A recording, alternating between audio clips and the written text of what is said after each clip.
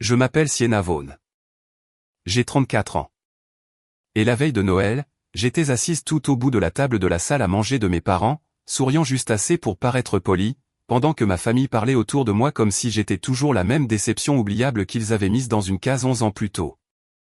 Les lumières du sapin brillaient. Le rôti fumait. Quelqu'un avait mis une douce musique de Noël dans le salon. Et puis mon frère, avec ce même sourire suffisant dont je me souvenais de mes 20 ans, a levé son verre de vin, m'a regardé droit dans les yeux et m'a demandé si je dirigeais toujours cette mignonne petite entreprise au Texas. Ma mère a ri à voix basse. Mon père n'a même pas eu l'air surpris. Il a juste secoué la tête comme s'il était déjà gêné pour moi. J'aurais dû l'ignorer. Cela avait toujours été mon rôle dans cette famille, encaisser la pique, sourire légèrement, changer de sujet, partir l'estomac plein d'humiliation et faire comme si cela n'avait pas d'importance. Mais ce soir-là, quelque chose en moi s'était glacé de la meilleure façon qui soit.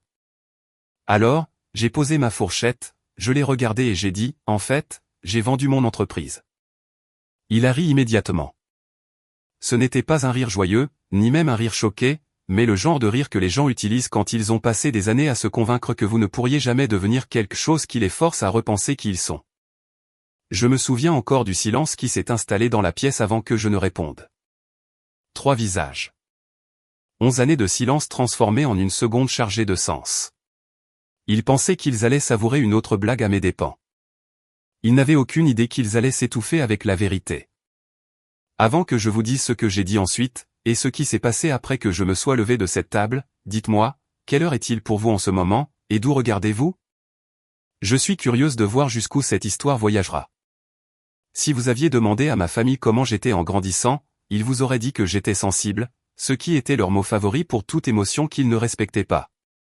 Ce qu'ils voulaient vraiment dire, c'est que je remarquais tout. Je remarquais qui était félicité et qui était toléré. Je remarquais comment mes parents s'illuminaient face aux réussites dont ils pouvaient se vanter auprès des autres et devenaient maussades face à tout ce qu'ils ne pouvaient pas expliquer facilement. Je remarquais que mon frère pouvait prendre une seule décision décente et être traité comme la preuve de la grandeur de la famille, tandis que je pouvais travailler 2 fois plus dur et me sentir quand même comme un inconvénient avec de bonnes manières. Il s'appelle Blake Vaughn. Il a 2 ans de plus que moi, beau de cette manière lisse et satisfaite, et il était le genre de fils que mes parents, Douglas et Teresa Vaughn, comprenaient instinctivement. Il aimait les chiffres, l'autorité, la compétition, la certitude.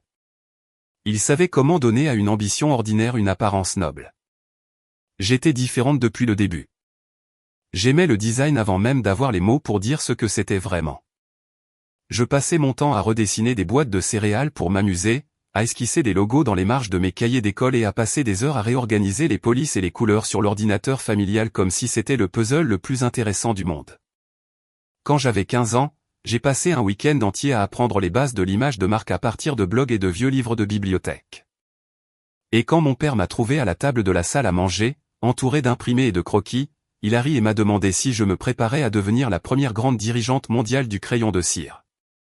Ma mère était plus subtile, ce qui, d'une certaine manière, la rendait pire. Douglas était la force brute. Teresa était dans la représentation. Elle pouvait vous humilier d'une voix assez douce pour paraître concernée. Quand je lui ai dit que je voulais étudier le design et finalement monter mon propre studio, elle a souri comme on sourit aux enfants qui disent vouloir vivre sur la lune. C'est adorable, a-t-elle dit. Mais un jour, tu auras besoin d'un vrai plan. Mon frère a entendu et a ajouté, peut-être qu'elle pourra créer l'image de marque de la lune. Puis ils ont tous ri. Et j'ai fait ce que je faisais toujours à l'époque. J'ai ri aussi. Parce que si vous ne riez pas avec votre famille, ils vous font sentir ridicule d'être blessé en premier lieu. Mais je me souviens de chacun de ces moments. Les gens pensent que l'humiliation s'estompe parce que la vie continue. Ce n'est pas le cas. Elle s'installe quelque part dans le corps et attend. Le moment qui ne m'a jamais quitté s'est produit quand j'avais 17 ans. Nous étions à un grand dîner de famille chez ma tante à Columbus. Le genre de dîner où les gens se passaient les plats et se posaient des questions bruyantes et négligentes parce que personne ne s'attendait à de l'honnêteté à table. Quoi qu'il en soit, un de mes cousins m'a demandé ce que je voulais faire après le lycée. Avant que je puisse répondre, mon père a dit, elle pense monter une petite affaire de design un jour. Il a dit petite de la manière dont certains disent tragique. Quelques parents ont ricané. J'ai essayé d'expliquer que l'image de marque était importante, que les entreprises payaient pour ça, que j'avais fait un peu de travail en freelance pour des clubs scolaires locaux et de petits projets étudiants. Mon frère m'a interrompu et a dit, oui, si un stand de limonade a un jour besoin d'une déclaration de vision, elle est parée. Puis ma mère, souriant tout en se servant des pommes de terre dans son assiette, a dit, si a toujours été créative. Nous craignons juste qu'elle ne comprenne pas à quel point le monde réel est dur. Ce fut le moment où la tablée a décidé qui j'étais. Pas une future entrepreneuse, pas une fille avec de l'instinct, mais une douce fille irréaliste avec des idées mignonnes et aucun avenir mesurable. Une fois qu'une famille vous attribue un rôle, elle punit toute tentative de le dépasser. Blake obtenait des stages et était présenté fièrement aux fêtes. J'avais droit à des commentaires désobligeants sur le sens pratique. Il a étudié la finance et rentrait à la maison portant la confiance comme un costume sur mesure. J'ai décroché de vrais contrats en freelance à l'université et j'étais traité comme si je jouais avec des autocollants. J'entends encore Douglas dire, personne ne construit sa vie en rendant les choses jolies. J'entends encore Teresa demander si mes clients étaient de vraies entreprises ou juste des gens qui te font plaisir. Et je me souviens encore de la nuit où Blake a été félicité pour un stage d'été dans une société d'investissement régionale pendant que j'étais assise en silence avec une offre pour refaire l'image de marque, contre rémunération, d'un petit groupe de restaurants à Chicago. Personne ne m'a posé de questions sur la mienne, pas une seule fois. C'est à ce moment-là que j'ai compris pour la première fois quelque chose que j'ai mis des années à formuler clairement, je n'échouais pas dans cette famille. Je réussissais simplement dans un langage qui le refusait de respecter. J'ai déménagé dès que j'ai pu, j'ai fini mes études, j'ai accepté tous les projets freelance que je pouvais trouver et j'ai essayé pendant un certain temps de maintenir la paix. C'était la partie stupide. Je croyais encore, dans un coin de mon esprit, que la persévérance les convaincrait. Que si je travaillais assez dur, si je restais assez gracieuse, si je devenais assez impressionnante, ils arrêteraient un jour de me parler avec mépris et commenceraient à me voir. Au lieu de cela, les insultes sont devenues plus sophistiquées. Douglas demandait si mon hobby artistique couvrait le loyer. Teresa disait aux gens que je me cherchais. Blake a commencé à qualifier mon travail de mignon, ce qui semblait en quelque sorte plus insultant que sans valeur parce que cela réduisait tout ce que je construisais à quelque chose de décoratif et de peu sérieux. La goutte d'eau qui a fait déborder le vase est arrivée l'été de mes 23 ans, lorsque j'ai annoncé lors d'un barbecue dans le jardin que je déménageais à Austin, au Texas, pour monter sérieusement mon entreprise. Douglas a carrément éclaté de rire et a dit, bien. Peut-être qu'échouer quelque part loin d'ici t'apprendra plus vite. Teresa m'a dit de ne pas appeler à la maison pour demander de l'argent quand mon petit rêve s'effondrerait. Blake a levé sa bière et a dit, à la future faillite de Siena. Les parents ont ri. Les voisins ont souri poliment. Je suis resté là, tenant une assiette en carton comme une idiote, et j'ai compris d'un seul coup que si je restais près de ces gens, ils raconteraient ma vie pour la réduire jusqu'à ce que je commence à les croire. Alors, je suis parti. Pas de discours dramatique, pas de plaidoyer final. J'ai fait mes valises, j'ai déménagé à Austin et j'ai construit de la distance de la même manière que j'ai tout construit d'autres, délibérément. Au début, il y a eu quelques appels téléphoniques tendus, puis de moins en moins, puis aucun qui en vaille la peine. Ils ne m'ont pas poursuivi. Pas vraiment. Ma famille a toujours préféré la punition de l'absence lorsque la cruauté active devient trop de travail. Les mois se sont transformés en années. Les fêtes sont passées. Les anniversaires sont passés. J'entendais des bribes d'informations par des parents éloignés. Blake allait bien. Mes parents étaient fiers. Tout le monde espérait que je me stabiliserais un jour. Personne n'a demandé ce que je construisais. Personne ne s'est excusé. Au bout d'un moment, j'ai cessé de m'attendre à ce qu'ils le fassent. C'est incroyable la paix que l'on peut construire une fois qu'on arrête de confondre le désir avec l'espoir. Austin n'était pas glamour au début. C'était de la chaleur, de l'anxiété, des factures et des meubles bon marché qui paraissaient plus sur deux en ligne qu'en personne. J'ai loué un minuscule appartement au-dessus d'un café qui ouvrait trop tôt et fermait trop tard. Et je travaillais sur un bureau d'occasion si étroit que mes genoux n'arrêtaient pas de heurter les tiroirs. Je disais oui à presque tout, emballage de produits pour une start-up de savon, refonte de l'image de marque pour un professeur de yoga, consultation en rédaction de texte pour un site web de meubles durables, présentation pour investisseurs, système d'étiquetage. Modèle pour les réseaux sociaux, refonte de menus, stratégie visuelle destinée aux investisseurs, tout ce qui faisait rentrer de l'argent et maintenait mes compétences à niveau.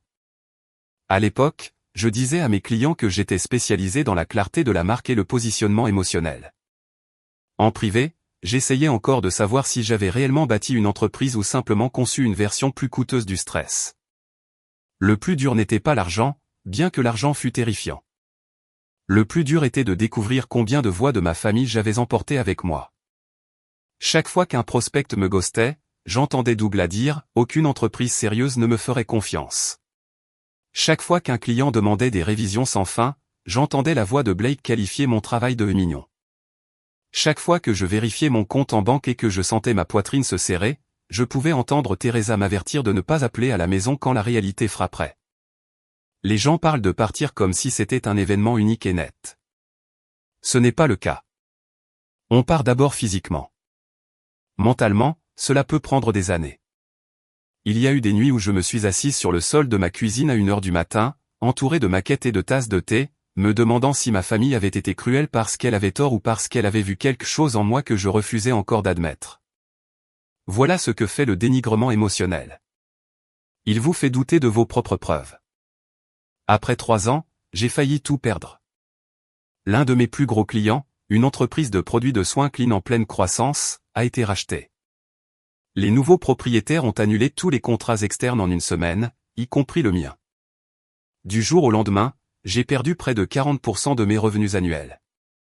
Je me souviens encore où j'étais quand l'email est arrivé, garé devant une épicerie par une chaleur de 36 degrés Celsius, fixant mon téléphone pendant que la climatisation me soufflait au visage sans rien y faire.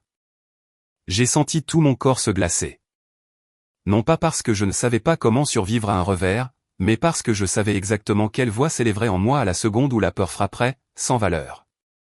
Pas réel. On te l'avait bien dit. Pendant 1 heure horrible. J'ai eu l'impression que toute ma famille avait été ressuscitée sur le siège passager juste pour me voir échouer. Mais voici ce qu'ils n'ont jamais compris à mon sujet, l'humiliation ne m'a pas fait arrêter. Elle m'a rendu méticuleuse. Je suis rentré chez moi, j'ai ouvert toutes mes feuilles de calcul, j'ai réduit les coûts, j'ai retravaillé mon pipeline, j'ai envoyé des propositions avant minuit et j'ai passé 6 semaines d'affilée en mode survie. C'était laid et épuisant et pas du tout cinématographique, mais ça a fonctionné. J'ai décroché 2 clients de taille moyenne, puis un plus gros, puis une chaîne de recommandations qui a tout changé. L'une de ces recommandations venait d'une fondatrice qui disait me faire confiance parce que j'avais une capacité rare à rendre des marques compliquées émotionnellement précises sans perdre leur avantage commercial. Cette seule phrase m'a porté pendant des mois. C'était la première fois que j'entendais quelqu'un décrire mon travail d'une manière qui me faisait me sentir pleinement vu. C'est aussi à cette époque que j'ai rencontré Elias Mercé. Il était ingénieur système et consultait sur un déploiement d'entreprise pour l'un de mes clients. Et contrairement aux hommes avec qui j'avais grandi, il ne semblait jamais menacé par la compétence chez une femme. Il ne me coupait pas la parole. Il ne faisait pas étalage de son intelligence comme si c'était une arme. Il remarquait les détails discrètement et se souvenait des choses qui comptaient. La première fois que je lui ai dit en plaisantant à moitié que ma famille pensait que je jouais à la marchande, il ne s'est pas précipité pour me réconforter. Il a juste dit, alors fais en sorte qu'il leur soit impossible de le dire 2 fois. C'était une phrase si simple, mais elle a changé la forme interne de mon ambition.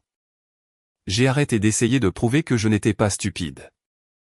J'ai commencé à construire comme si j'avais déjà accepté que j'avais raison. En quelques années, ma pratique en solo est devenue quelque chose d'assez réel pour être renommé. J'ai fondé Alde&NC Studio, une agence de branding de niche axée sur les entreprises de consommation durable, les marques d'hospitalité réfléchies et les entreprises de fondateurs qui voulaient se développer sans perdre leur cohérence émotionnelle. Ça a toujours été mon avantage. Je ne me contentais pas de rendre les choses belles. J'aidais les entreprises à comprendre qui elles étaient, pourquoi les clients leur faisaient confiance et comment communiquer leurs valeurs sans ressembler à tout le monde. J'ai embauché avec soin, je me suis développé lentement et j'ai refusé la croissance tape à accent grave l'œil pour l'ego. Nous avons construit des systèmes solides, des contrats solides, une réputation solide. L'équipe est restée restreinte. Le travail s'est amélioré. Les investisseurs ont commencé à remarquer nos clients. Les fondateurs ont commencé à nous appeler avant les levées de fonds parce qu'ils savaient que la clarté affectait la valorisation. Ironiquement, c'était la partie que ma famille aurait comprise s'ils avaient jamais voulu écouter. Le branding n'était pas de la décoration. C'était un levier. Elias et moi nous sommes mariés lors d'une petite cérémonie sous les chênes verts près d'Austin. Plus tard, lorsque nous avons acheté une maison avec un grand patio et assez de place pour 2 bureaux, nous avons adopté un chien de refuge nommé Rusty, qui a immédiatement décidé qu'il avait droit à chaque chaise de la maison. Ma vie était alors devenue magnifiquement ordinaire de toutes les manières que je pensais ne jamais pouvoir avoir, des matins calmes, des routines partagées, des voisins qui me saluaient, des clients qui me respectaient, une équipe qui faisait confiance à mon leadership. En apparence, j'avais tourné la page. Mais il se passe une chose étrange lorsque vous construisez une vie stable après avoir été rejeté pendant des années. Une partie de vous se demande toujours ce qui se passerait si les personnes qui vous ont sous-estimé devaient un jour faire face à la vérité à plein volume.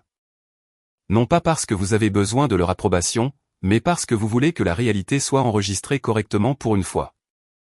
Puis les discussions sur l'acquisition ont commencé. Elles ont débuté discrètement, comme la plupart des discussions sérieuses. Une plus grande société stratégique basée à New York surveillait notre portefeuille de clients et notre taux de rétention. Ils aimaient la discipline de notre positionnement, l'efficacité avec laquelle nous convertissions les marques dirigées par leurs fondateurs en histoires évolutives prêtes à l'acquisition, et la fidélité exceptionnellement forte de nos clients à travers les étapes de croissance. Ce qui a suivi, ce furent des mois de vérification diligente, d'examens juridiques, d'analyses financières approfondies, de longs appels, de négociations tendues et un document après l'autre assez lourd pour changer une vie. Elias le savait, bien sûr. Mon avocat le savait. Mon directeur financier le savait. Personne d'autre. Pas ma famille. Non pas parce que je leur cachais mon succès comme un enfant qui garde des bonbons, mais parce qu'ils s'étaient rendus eux-mêmes non pertinents au processus des années auparavant. Au moment où l'accord a été conclu, je ne me sentais pas euphorique, mais plutôt abasourdi. 170 millions de dollars. Pas entièrement en espèces, pas dans un sens vulgaire de jackpot, mais en une valeur réelle, structurée, qui change la vie. Le genre de chiffre qui vous force à regarder votre propre passé différemment. Le genre de chiffre que ma famille aurait vénéré s'il avait appartenu à Blake. Le genre de chiffre qu'ils n'auraient jamais imaginé pouvoir se trouver derrière la fille qu'ils avaient qualifiée de décorative. Et puis, moins de 48 heures après la clôture, Teresa a appelé. Sa voix était mielleuse, prudente, comme si 11 ans de distance n'étaient qu'un contretemps de calendrier gênant. Elle a dit que Noël ne serait pas le même si je ne venais pas. Elle a dit que les gens changent. Elle a dit que la famille devrait essayer. J'ai failli dire non. J'aurais dû. Mais une partie de moi, celle qui voulait encore tester si le temps les avait rendus plus profonds ou simplement plus vieux, a dit oui. Entrer dans la maison de mes parents la veille de Noël, c'était comme entrer sur un plateau de théâtre qui avait préservé mes pires instincts pour moi, les mêmes parquets polis, les mêmes photos de famille encadrées où Blake se tenait toujours le plus près du centre, les mêmes bougies chères, la même chaleur soigneusement orchestrée, la même météo émotionnelle sous-jacente. Teresa a ouvert la porte et m'a fait une bise dans le vide, comme si nous étions des femmes qui déjeunaient ensemble au lieu d'une mère et d'une fille qui s'étaient à peine parlé en plus d'une décennie. Douglas est apparu dans le couloir, plus âgé et plus grisonnant, mais portant toujours cette expression familière de jugement déguisé en sang-froid. Il m'a demandé s'il y avait encore de la place à Austin pour tous ces fantasmes de start-up. J'ai dit oui.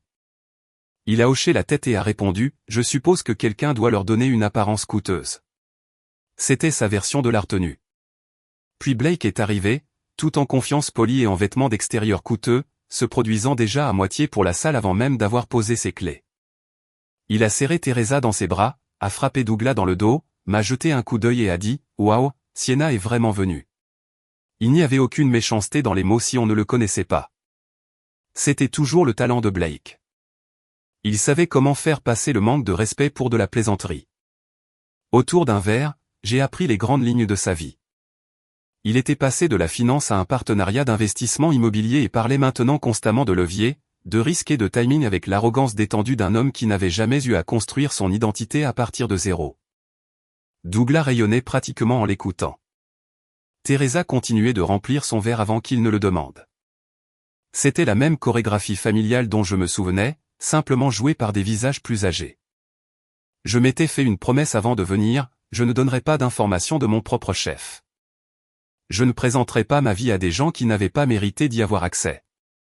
Alors, quand Teresa m'a demandé si je faisais toujours du branding, j'ai simplement dit oui. Quand Douglas m'a demandé si ce genre de travail était stable, j'ai dit qu'il m'avait bien traité. Quand Blake a plaisanté en demandant si j'étais enfin passé des logos aux vraies affaires, j'ai souri légèrement et j'ai dit quelque chose comme ça.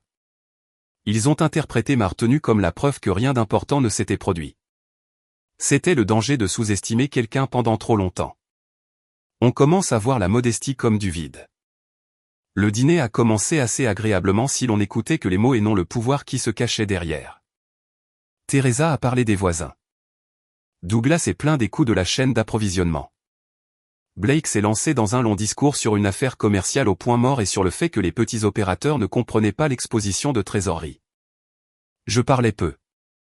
Elias était resté à Austin pour ce voyage parce que nous étions tous les deux d'accord que je devais les voir sans l'effet tampon de quelqu'un qui m'aimait. J'en suis reconnaissante maintenant, car cela a permis à la soirée de se dérouler dans sa forme la plus pure. Il n'avait nulle part où se cacher. La première pique directe est arrivée pendant le plat principal. Blake m'a demandé si je gérais toujours tout depuis un ordinateur portable en pantalon de yoga. Teresa a ri. Douglas a eu un sourire en coin. J'ai laissé passer. Puis Teresa a dit de sa voix faussement réfléchie, « Je me suis toujours inquiété pour toi, Sienna. Les filles créatives peuvent être brillantes. Mais elles confondent souvent la passion avec la substance. » Douglas a ajouté, « C'est pourquoi tant d'entre elles finissent par travailler en freelance pour toujours. » Blake, s'amusant maintenant, a levé son verre et a dit, « À la passion sans la substance. » Tous les trois ont souri comme s'il s'agissait d'une taquinerie familiale affectueuse. L'ancienne moi se serait tue et aurait attendu que le moment passe. La version de moi assise là ce soir-là avait déjà signé un accord à 9 chiffres avant le dessert. Je n'avais plus peur d'eux. J'observais, tout simplement. Puis Blake a fait l'erreur qui a tout fait basculer.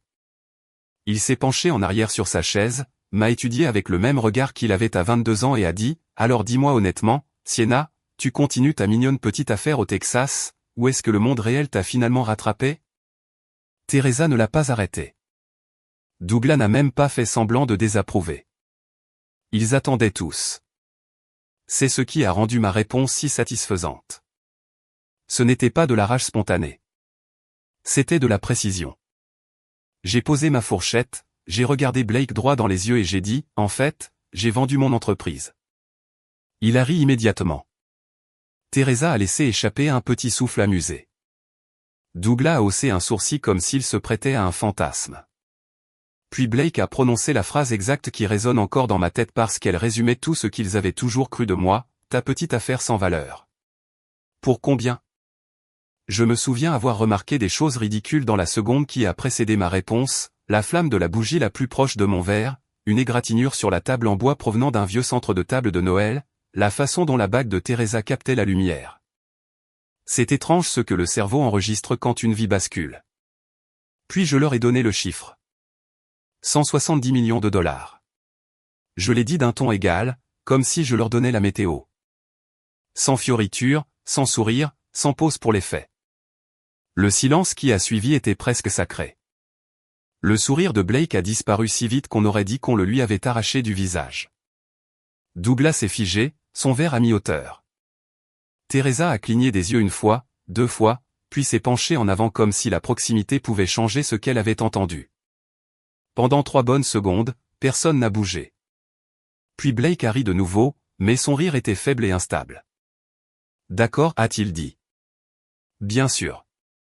J'ai sorti mon téléphone, je l'ai déverrouillé et j'ai tourné l'écran vers lui.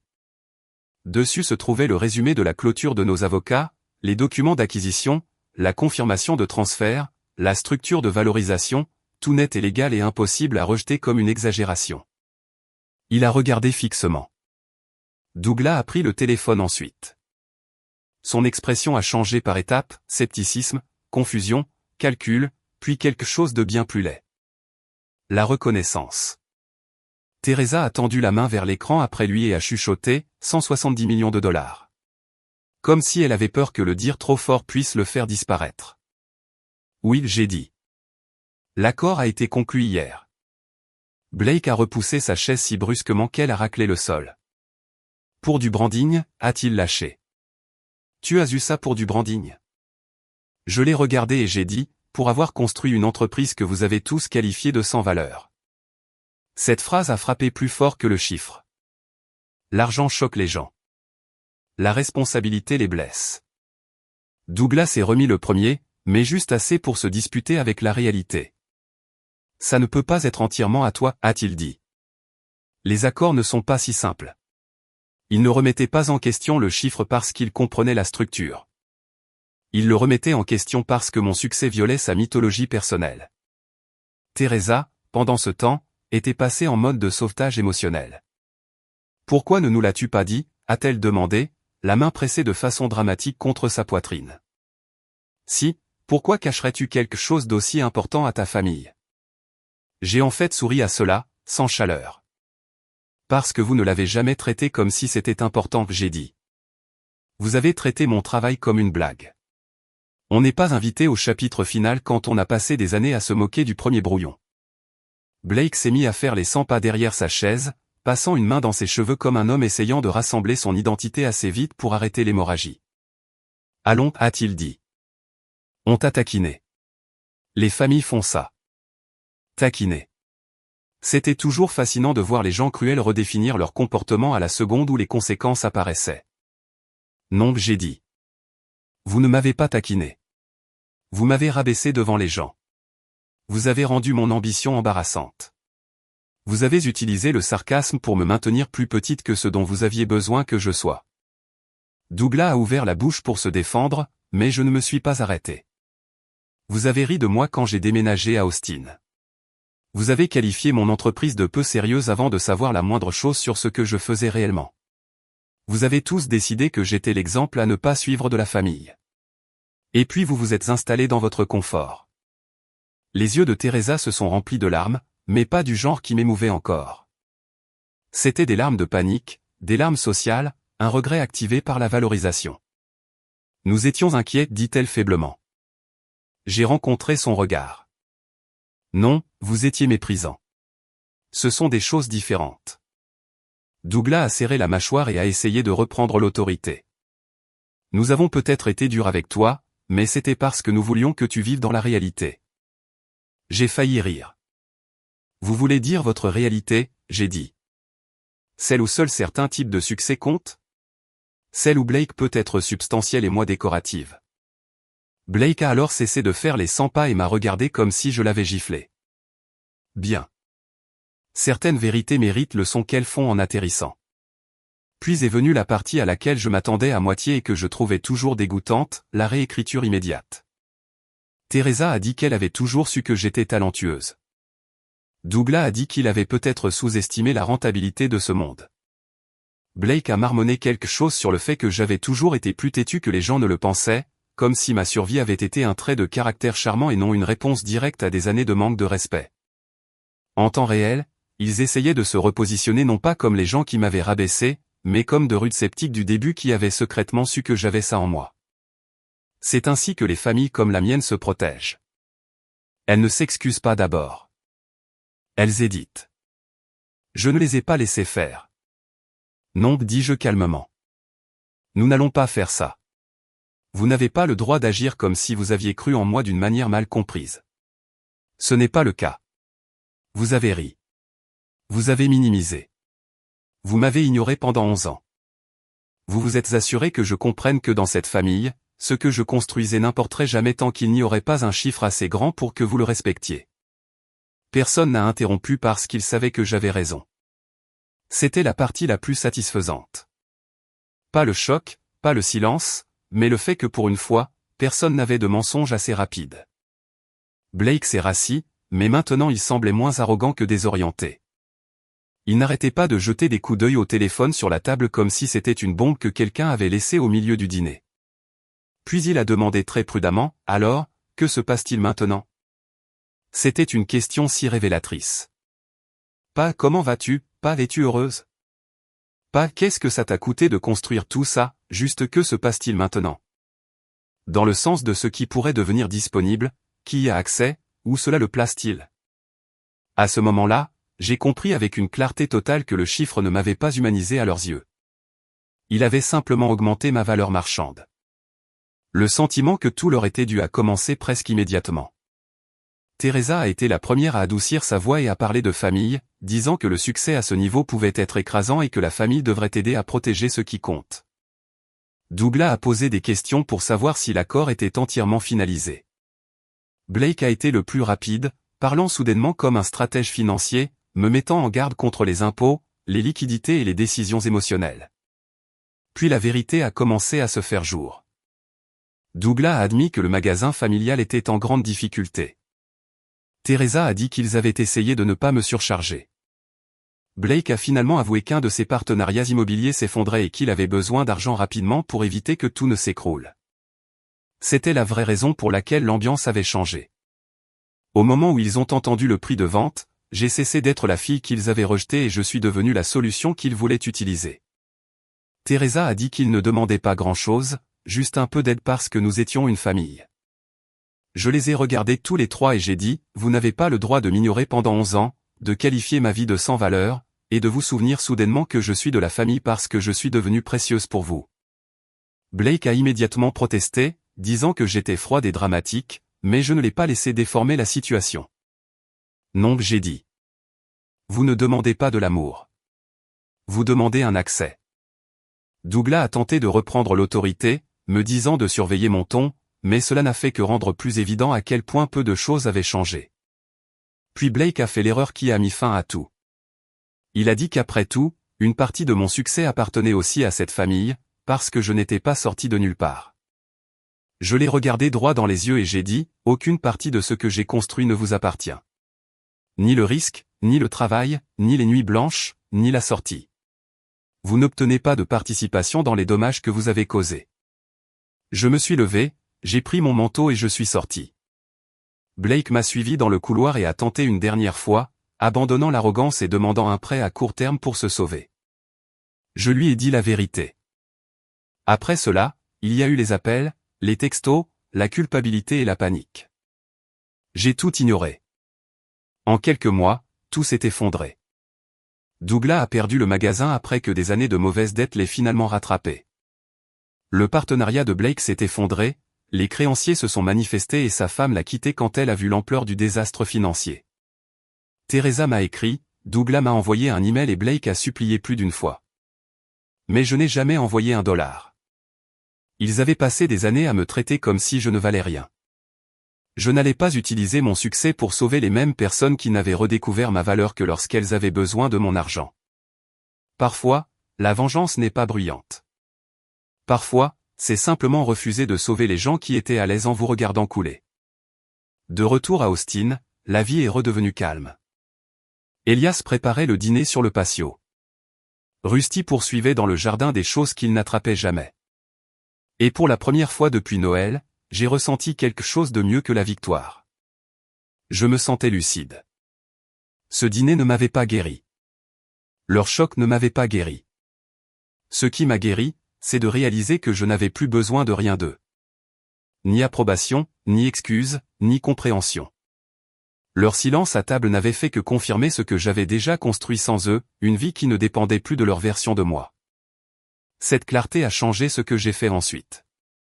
J'ai utilisé une partie de l'argent pour créer des opportunités pour les femmes qui créent des entreprises créatives sans soutien familial, car je savais exactement ce que c'était que d'avoir une réelle capacité rejetée comme quelque chose de mignon ou de peu sérieux. Je voulais transformer toutes ces années de sous-estimation en quelque chose d'utile pour quelqu'un d'autre. Cela comptait plus pour moi que de prouver quoi que ce soit. Ma famille a essayé de me joindre encore quelques fois. Teresa voulait renouer le contact.